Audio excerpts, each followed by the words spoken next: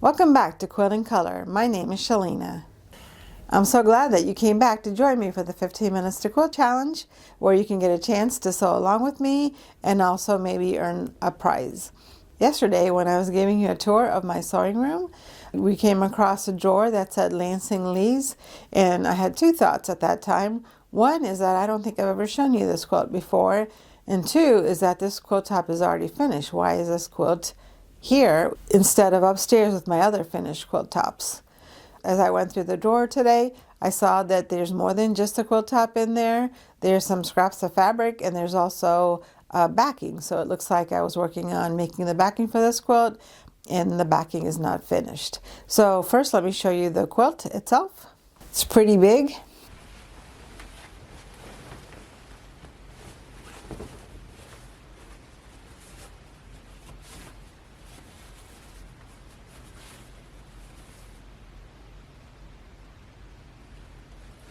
I'm going to put this on the dining table so you can get a better look at it. But let me tell you a little bit about this quilt top. This quilt is called Lansing Leaves because I was in Lansing when I made this quilt. I had the opportunity to work in Lansing for a month, staying in a hotel. So it was like a quilt retreat, except that I had to work part of the hours. I did work full-time there, but I didn't have to cook and I didn't have to clean. And so it felt like a mini quilt retreat. I took lots of long walks there when I was in Lansing, and I also stayed in the hotel a lot of the time to just sew this quilt, where I was watching a marathon episode of The Walking Dead. It wasn't fall when I went there, but the colors of this quilt does remind me of fall more than anything else. I started the quilt with a kit that I got from Quilt Beginnings, and so I made the center of it with a quilt kit, but then eventually I decided I wanted to make it a little bit bigger, and I added these migrating geese for the borders. And then I set the quilt aside, but then I hadn't made enough migrating geese, so I decided when I picked it back up again just to add some solid fabric to the borders. And I really like the way it jazzes up the quilt. I think it actually makes it better than if I had taken the migrating geese all the way around the border. Let me show you the backing fabric.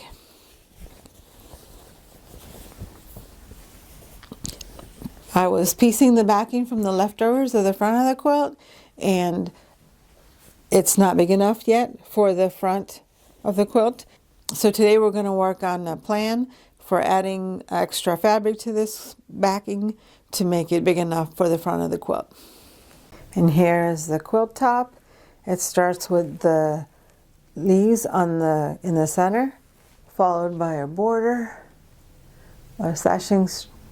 It's bordered here with the sashing strip, and then then it's surrounded with some leaves around the outside. And the leaves are pieced, which was part of the pattern. Some of them are pieced.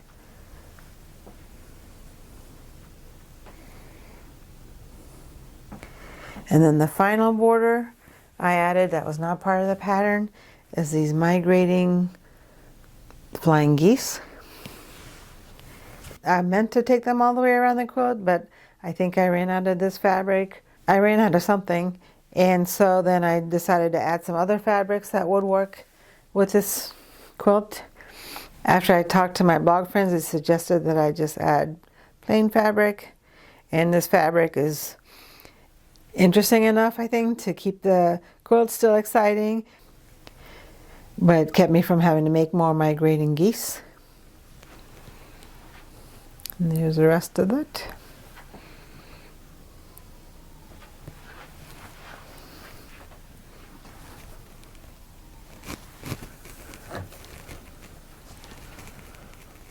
This quilt is square and it's too big for the table.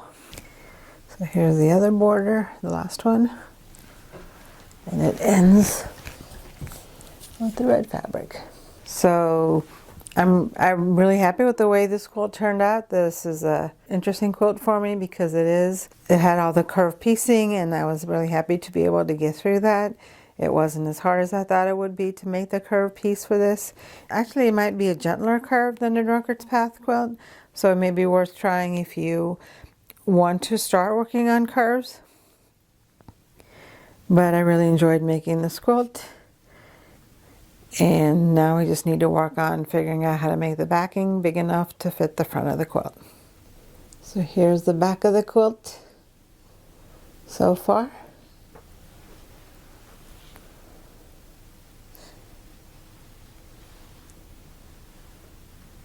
So this quilt backing is made with leftovers from the front of the quilt.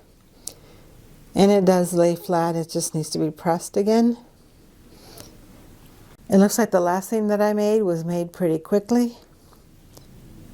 So here it doesn't look like there's enough fabric put in on both sides.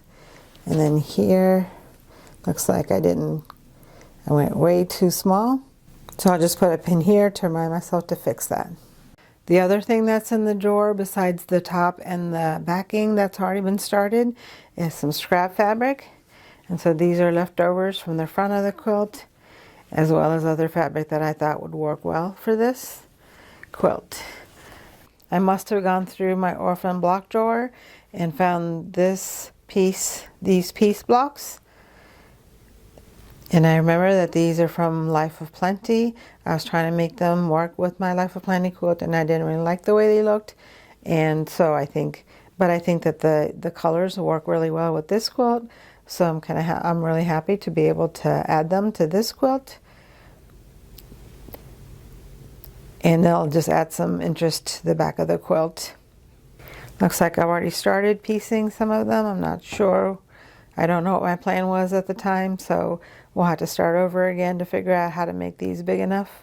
And we'll go from there. So I'm going to set my timer for 15 minutes. It's kind of hard for me to set a timer when I'm thinking because it makes me feel rushed. But my goal is to not rush through it, but just to take my time and think it logically and figure out how to make this backing big enough for the front of the quilt. Set the timer. Okay. So let's just see what we have here. We have a long piece of fabric.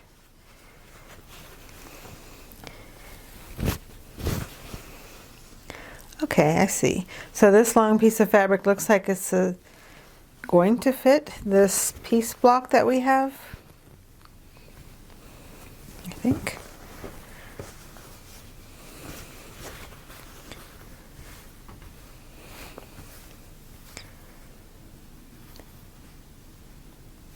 I think that's what it looks like. Maybe they went together. I would guess I would put this on the other side of this. So this would be in the center to separate out the two.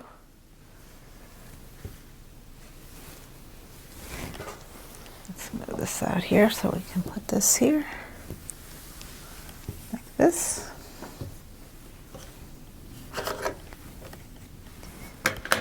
Okay, so we're gonna need like a rectangular piece here. Actually, I guess I have plenty of this fabric.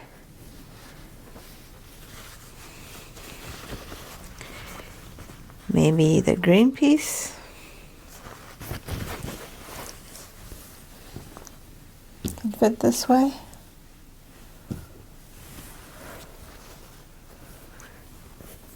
And there's a square. There's a square.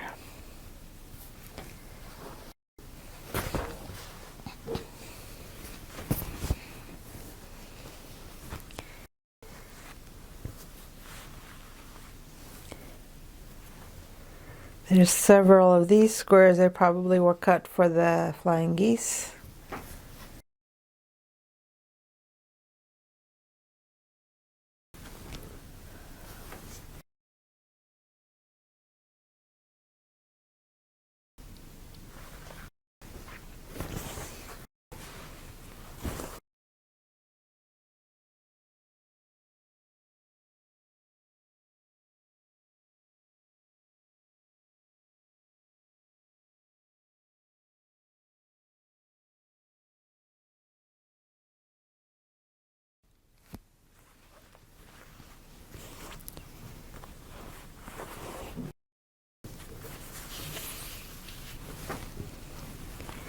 Maybe this piece can fit.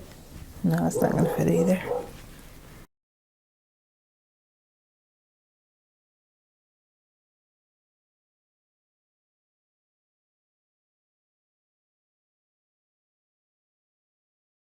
But it can be sewn together with something. This one and this one is the same width, so I could sew these together. And then we'll figure out where it will fit in everything else.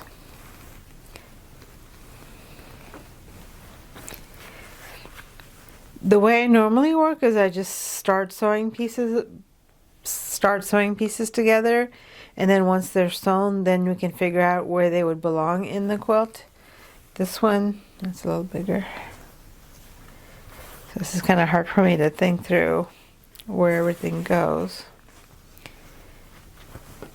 So I like the idea of putting something like this in the center between here. So I can add this to this. And then I'd have to add these pieces before we could add anything else there.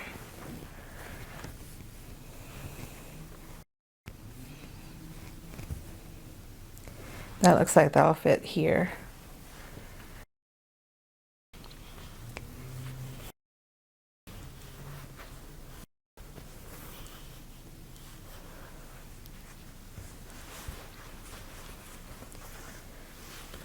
Some of these smaller pieces I can just put in the scraps and put them in one of my other quilts. That'll be a nice way to be able to add the remnants of this quilt onto the scrap quilts. And it'll keep me from having to sew little pieces of things here in this quilt backing. Because I try to make the quilt backing as with as few seams as possible.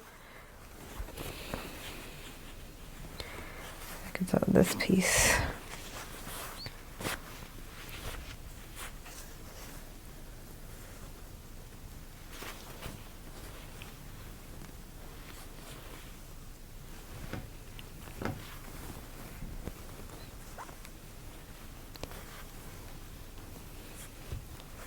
So I'm just putting away all the small pieces.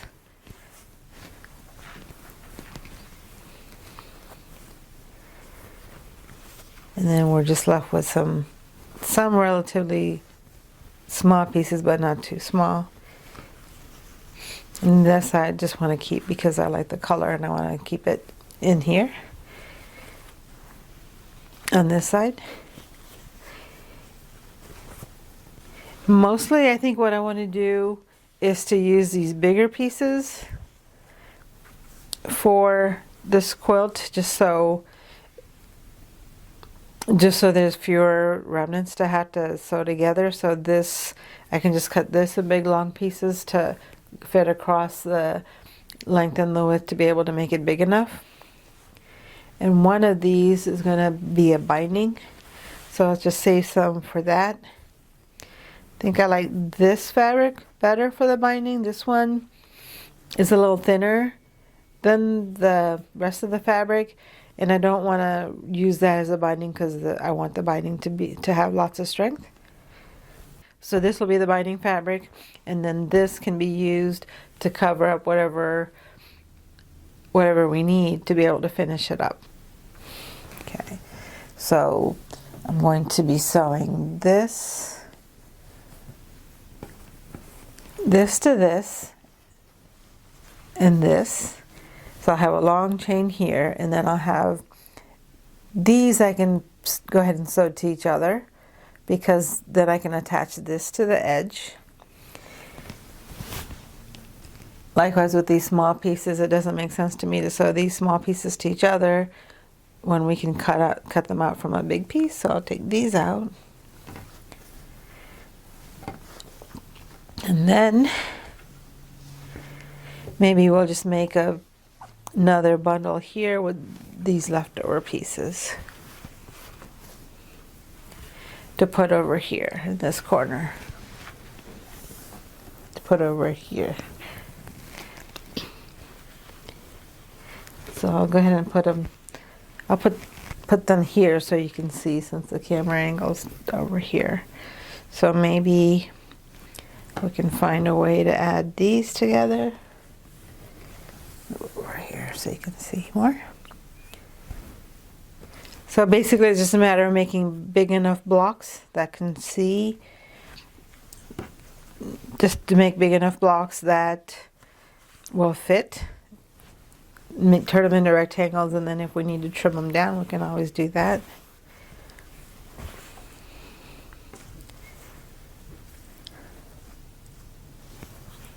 Something like that.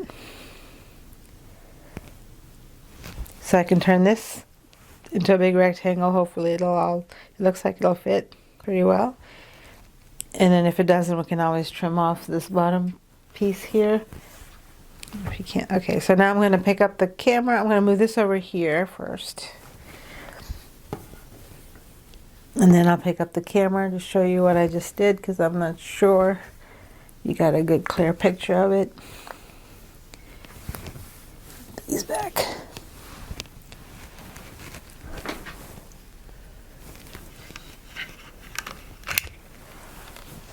Okay. So there's the original backing, and here I'm going to attach this pieced fabric, this piece, to this sashing strip that we had seen, or that was already in the box, to the other pieced blocks. And all three of those are pretty much the same width or length or width or whatever. They're the same length, so that we can attach them to each other pretty well once I press them. And then next to that, I can just sew some rectangles together in a long strip. And then I can attach the rectangles to these three rows. Probably these two might work enough. I might not need this one exactly. Or I can just use this with the bigger pieces. We'll see. And then for this one, I have a long green strip that I can just add as whole as possible. I'm just going to make all of this one rectangle. Once I get that together, I'm just going to make all of this one rectangle. Once I sew these together and sew these together and add them to each other, that'll be one rectangle. And then on this side is another rectangle. I'll have the green. I'll have this rectangle. Here I'm going to sew these together to attach them to the side of the rectangle. And then for this one can also fit next to it. This one can be a part of this big long row. Even though the first two will be going to this side, eventually I'll need another one for this side anyway, so we can keep it here. And then this one, if I add this to this, then it'll be another rectangle. And I have this piece here that I can just add. Everything that I'm adding is just based on the size and not really the color or anything like that, although it does. I think the coloring is okay. It might be better to move that green one actually underneath to keep it far away from the other green, because there's not a lot of green in this bottom section. Maybe I'll move the green here underneath. Actually, it needs to go on this side. I can move it to the bottom of this section.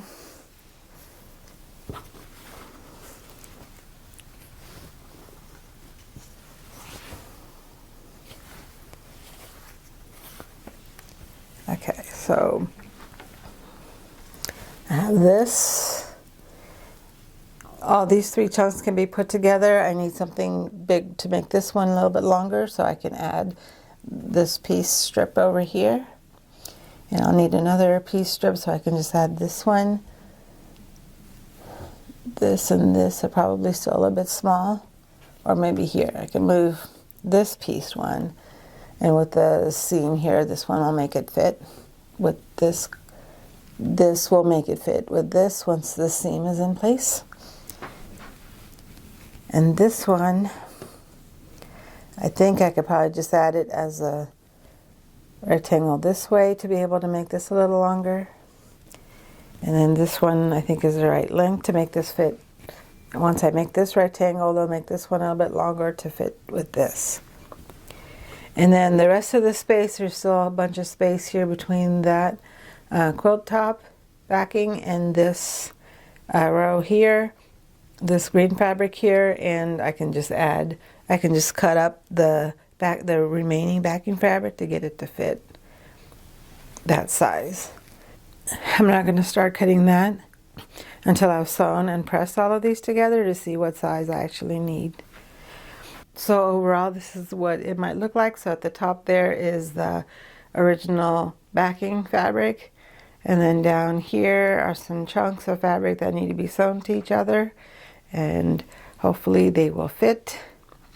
But color wise, I think this will help show what kind of colors are going to be in here. I think I want this one higher up. These two darker colors next to each other is not very good for me.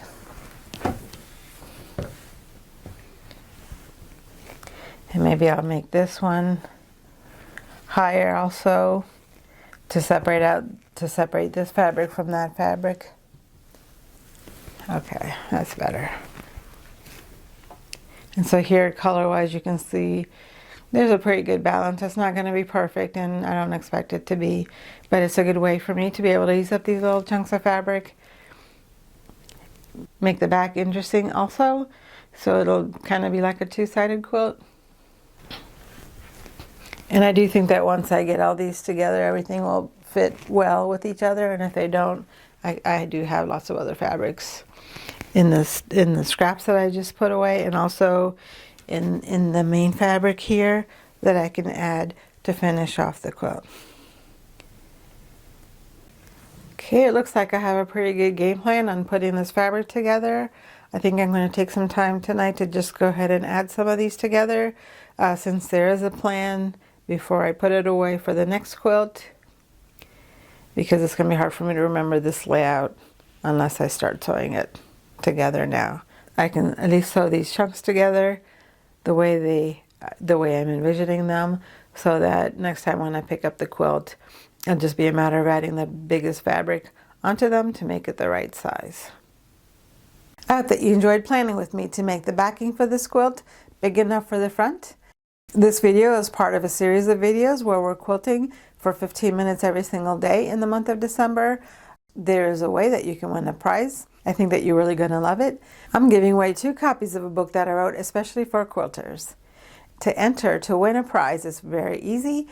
First of all, you can just watch this video, and if you did watch this video, just leave a comment about something that happened in the video today, and you get an entry in the drawing. The second way that you can enter is to work on a quilt for 15 minutes, and if you did that, just leave a comment to tell me what quilt you worked on today. You can also work on any other art or sewing project. That's up to you.